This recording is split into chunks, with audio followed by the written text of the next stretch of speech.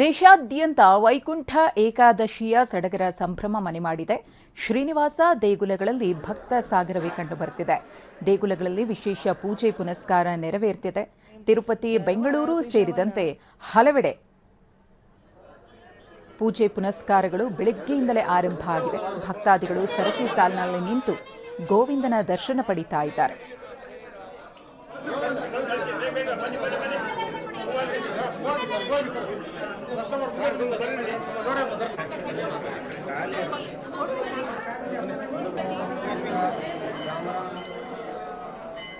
ಇವತ್ತು ವೈಕುಂಠ ಏಕಾದಶಿಯ ಸಡಗರ ಸಂಭ್ರಮ. ಬೆಳಗ್ಗೆಯಿಂದಲೇ ಭಕ್ತರು ದೇವರ ದರ್ಶನಕ್ಕೆ ಆಗಮಿಸುತ್ತಿದ್ದಾರೆ.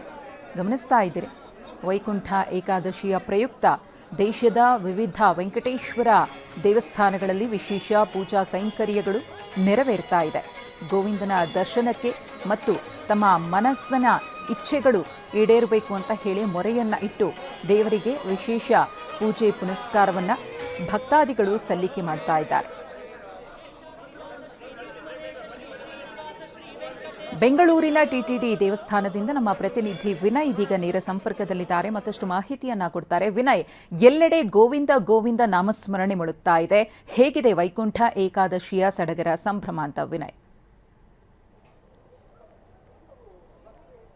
ಮಧುಶ್ರೀ, ಸದ್ಯಕ್ಕೆ ನಾನೀಗ ವಯಾಲಿಕಾವಲ್ನಲ್ಲಿರುವಂತಹ ಟಿಟಿಡಿ ದೇವಸ್ಥಾನದಲ್ಲಿದ್ದೀನಿ. ಯಾರಿಗೆ ತಿರುಪತಿಗೆ ಹೋಗಿ ದೇವರ ದರ್ಶನವನ್ನು ಮಾಡೋದಕ್ಕೆ ಸಾಧ್ಯ ಆಗೋದಿಲ್ಲವೋ ಅವರು ಇವತ್ತು ಪವಿತ್ರ ಏಕಾದಶಿಯ ದಿನ ಈ ಒಂದು ದೇವಸ್ಥಾನಕ್ಕೆ ಬಂದು ವೈಕುಂಠದ ಒಡೆಯ ವೆಂಕಟೇಶ್ವರನ ದರ್ಶನಕ್ಕೆ ಈಗಾಗಲೇ ಭಕ್ತಾದಿಗಳು ಕೂಡ ಬರ್ತಾ ಇದ್ದಾರೆ. ರಾತ್ರಿ 12 ಗಂಟೆಯಿಂದಲೇ ದೇವರ ದರ್ಶನಕ್ಕೆ ದೇವಸ್ಥಾನ ಕೂಡ ಓಪನ್ ಆಗಿದೆ. ವಿಶೇಷವಾದಂಥ ಪೂಜಾ ಅಲಂಕಾರ, ಅಭಿಷೇಕ ಸೇವೆಗಳು ಕೂಡ ನಡೆದಿದೆ. ಇದಾದ ಬಳಿಕ 3 ಗಂಟೆ 30 ನಿಮಿಷದ ನಂತರದಿಂದ ಭಕ್ತಾದಿಗಳಿಗೂ ಕೂಡ ದರ್ಶನಕ್ಕೆ ವ್ಯವಸ್ಥೆಯನ್ನು ಕಲ್ಪಿಸಿಕೊಡಲಾಗಿದೆ.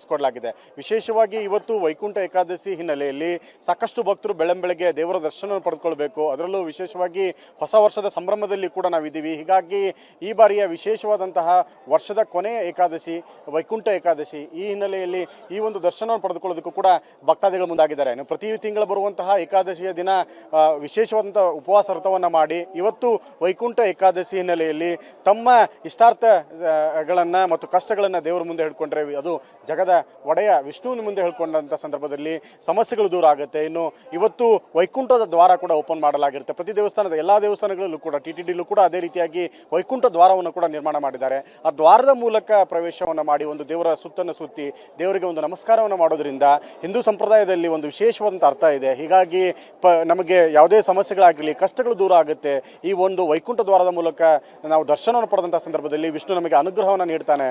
ಸಮಸ್ಯೆಗಳು ಕೂಡ ಮುಕ್ತಿ ಸಿಗುತ್ತೆ, ಕಷ್ಟಗಳು ಪರಿಹಾರ ಆಗುತ್ತೆ ಅನ್ನೋಂಥ ನಂಬಿಕೆ. ಹೀಗಾಗಿ ಭಕ್ತಾದಿಗಳು ಕೂಡ ವಿಶೇಷವಾಗಿ ಈ ಬಾರಿಯ ಏಕಾದಶಿಯ ಹಿನ್ನೆಲೆಯಲ್ಲಿ ದೇವಸ್ಥಾನದಲ್ಲಿ ಹೂವಿನ ಅಲಂಕಾರಗಳನ್ನು ಕೂಡ ಕಲರ್ಫುಲ್ ಆಗಿ ಮಾಡಿರುವಂಥದ್ದು. ಹೀಗಾಗಿ ದೇವರು ದರ್ಶನಕ್ಕೆ ಎಲ್ಲ ಭಕ್ತಾದಿಗಳು ಕೂಡ ಬರ್ತಾ ಇದ್ದಾರೆ. 1.5 ಲಕ್ಷಕ್ಕೂ ಹೆಚ್ಚಿನ ಸಂಖ್ಯೆಯಲ್ಲಿ ಭಕ್ತಾದಿಗಳು ಇವತ್ತು ಟಿಟಿಡಿ ದೇವಸ್ಥಾನಕ್ಕೆ ಬರುವಂಥ ಸಾಧ್ಯತೆಗಳಿದೆ. ಹೀಗಾಗಿ ಎಲ್ಲ ವ್ಯವಸ್ಥೆಯನ್ನು ಟಿಟಿಡಿ ದೇವಸ್ಥಾನವು ಕೂಡ ಮಾಡಿಕೊಂಡಿದೆ. ವಯಸ್ಸಾದಂಥವರಿಗೆ ಪ್ರತ್ಯೇಕವಾದಂಥ ಕ್ಯೂವನ್ನು ಮಾಡಿಕೊಂಡಿದೆ. VIP ಅವರಿಗೆ ಮತ್ತು ಶೀಘ್ರ ದರ್ಶನ ನೀಡೋದಕ್ಕಾಗಿ ಕೂಡ ವಿಶೇಷವಾದಂಥ ಕ್ಯೂ ವ್ಯವಸ್ಥೆಯನ್ನು ಮಾಡಿಕೊಂಡಿದೆ.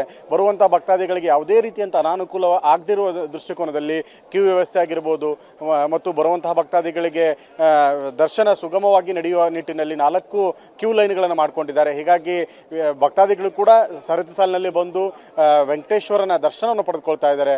ಇವತ್ತಿನ ಏಕಾದಶಿಯ ದಿನ ದರ್ಶನವನ್ನು ಪಡೆದುಕೊಂಡು ಪುಣ್ಯ ಪ್ರಾಪ್ತಿಯಲ್ಲಿ ಕೂಡ ಭಾಗಿಯಾಗ್ತಾ ಇದ್ದಾರೆ. ಹೀಗಾಗಿ ಭಕ್ತಾದಿಗಳ ದಿಂದ ಸಾಕಷ್ಟು ದೇವಸ್ಥಾನಗಳು ಕೂಡ ತುಂಬಿ ತುಳುಕ್ತಾ ಇದೆ. ಇನ್ನು ಬರುವಂಥ ಭಕ್ತಾದಿಗಳಿಗೆ ವಿಶೇಷ ಲಡ್ಡು ಪ್ರಸಾದವನ್ನು ಕೂಡ ದೇವಸ್ಥಾನ ಕಲ್ಪಿಸಿರುವಂಥದ್ದು. ಮಧುಶ್ರೀ, ಹಾಗೆ ಸಂಪರ್ಕದಲ್ಲಿರಿ ವಿನಯ್, ಮಾಹಿತಿಯನ್ನು ಪಡಿತೀನಿ. ಇನ್ನು ಮೈಸೂರಿನ ದತ್ತ ವೆಂಕಟೇಶ್ವರ ದೇವಸ್ಥಾನದಿಂದ ನಮ್ಮ ಪ್ರತಿನಿಧಿ ರಾಮ್ ಇದೀಗ ನೇರ ಸಂಪರ್ಕದಲ್ಲಿದ್ದಾರೆ. ರಾಮ್, ಅಲ್ಲಿ ಹೇಗಿದೆ ಅಂತ ಹೇಳಿ ವೈಕುಂಠ ಏಕಾದಶಿಯ ಸಡಗರ ಸಂಭ್ರಮ? ರಾಮ್,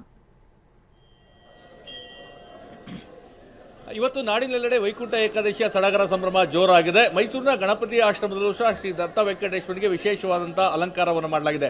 ನಾನೀಗ ಗಣಪತಿ ಸಚ್ಚಿದಾನಂದ ಆಶ್ರಮದಲ್ಲಿದ್ದೇನೆ. ನೀವು ನೋಡ್ತಾ ಇರ್ಬೋದು, ಇವತ್ತು ವೈಕುಂಠ ಏಕಾದಶಿಯ ಹಿನ್ನೆಲೆಯಲ್ಲಿ ಗಣಪತಿ ಸಚ್ಚಿದಾನಂದ ಆಶ್ರಮದಲ್ಲಿ ಉತ್ತರ ದ್ವಾರವನ್ನು ಮಾಡಲಾಗಿದೆ. ಅಂದರೆ ಇವತ್ತು ವೈಕುಂಠ ಏಕಾದಶಿಯ ದಿನ ಉತ್ತರ ದ್ವಾರದ ಮುಖಾಂತರವಾಗಿ ಶ್ರೀ ದತ್ತ ವೆಂಕಟೇಶ್ವರನ ದರ್ಶನವನ್ನು ಪಡೆದರೆ ವಿಶೇಷವಾದಂತಹ ಮೋಕ್ಷ ಪ್ರಾಪ್ತಿ ಆಗ್ತದೆ ಅನ್ನೋ ನಂಬಿಕೆ ಇದೆ. ಯಾಕಂದರೆ ಪ್ರತಿ ವರ್ಷವೂ ಸಹ ಪ್ರತಿದಿನ ಪೂರ್ವಾಭಿಮುಖವಾಗಿ ಹೋಗಿ ಒಂದು ಶ್ರೀಮನ್ನಾರಾಯಣನ ದರ್ಶನವನ್ನು ಪಡೆಯಲಾಗ್ತದೆ. ಇವತ್ತು ಉತ್ತರ ದ್ವಾರವನ್ನು ವಿಶೇಷವಾಗಿ ತೆರೆದಿರುವಂಥದ್ದು ನೀವು ನೋಡ್ತಾ ಇರ್ಬೋದು. ಸಾಕಷ್ಟು ಸಂಖ್ಯೆಯಲ್ಲಿ ಭಕ್ತರು ಬೆಳಗ್ಗೆ 5:30ರಿಂದಲೂ ಸಹ ಶ್ರೀಮನ್ನಾರಾಯಣನ ದರ್ಶನವನ್ನು ಪಡೀಲಿಕ್ಕೆ ಸರತಿ ಸಾಲಿನಲ್ಲಿ ನಿಂತು ದರ್ಶನವನ್ನು ಪಡಿತಾ ಇದ್ದಾರೆ. ಮತ್ತೆ ಉತ್ತರ ದ್ವಾರವನ್ನು ಸಹ ವಿಶೇಷವಾಗಿ ಅಲಂಕಾರವನ್ನು ಮಾಡಲಾಗಿದೆ. ಮತ್ತೆ ಒಳಗಡೆ ಇವತ್ತು ಏನು ಶ್ರೀ ದತ್ತ ವೆಂಕಟೇಶ್ವರ ಇದ್ದಾರೆ, ಇವತ್ತು ಗುರುವಾಯೂರಪ್ಪನ ಅಲಂಕಾರವನ್ನು ಮಾಡಲಾಗಿದೆ.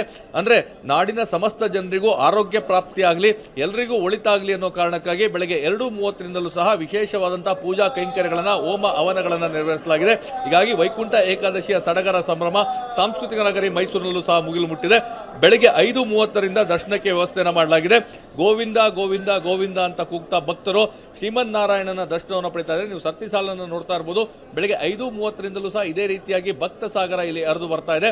ಪ್ರಮುಖವಾಗಿ ಇವತ್ತಿನ ಉತ್ತರ ದ್ವಾರದಿಂದ ಹೋಗಿ ನಾರಾಯಣನ ದರ್ಶನವನ್ನು ಪಡೆಯುವಂಥದ್ದು ಮೋಕ್ಷ ಪ್ರಾಪ್ತಿಯನ್ನು ತಂದುಕೊಡ್ತದೆ, ಇಷ್ಟಾರ್ಥಗಳನ್ನು ನೆರವೇರಿಸ್ತದೆ ಅನ್ನೋ ಕಾರಣಕ್ಕಾಗಿ ಹೆಚ್ಚಿನ ಸಂಖ್ಯೆಯಲ್ಲಿ ಭಕ್ತರು ಆಗಮಿಸ್ತಾ ಇದ್ದಾರೆ.